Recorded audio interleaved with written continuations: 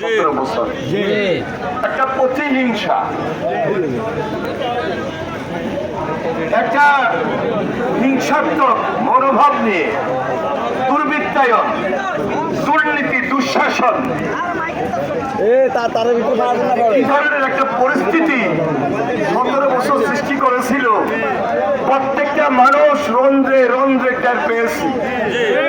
হয় মামলা, নাহলে হামলা, নাহলে অত্যাচার, নাহলে নির্যাতন, নাহলে গুম, নাহলে খুন।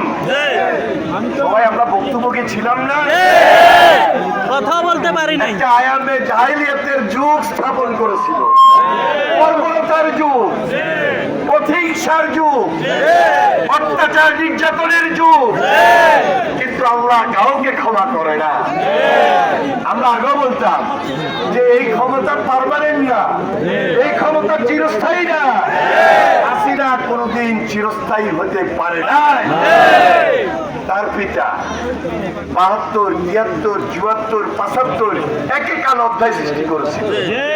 রক্ষী বাহিনীর অত্যাচার মধ্য দিয়ে এই দেশে তখন দুঃশাসন তৈরি করেছিল। একদলীয় শাসন ব্যবস্থা ছিল, সংবাদপত্রের স্বাধীনতা ছিল না। গত 17 বছর দেখছে দুর্নীতি, দুঃশাসনের যুগ তারা তৈরি করেছিল, সেটা ছিল বর্বর যুগ।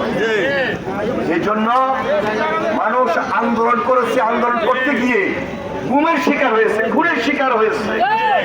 হেলিকপ্টার থেকে নির্দেশ দিয়েছে, হেলিকপ্টার থেকে গুলি করেছে, নির্দেশ দিয়েছে হাসিনা।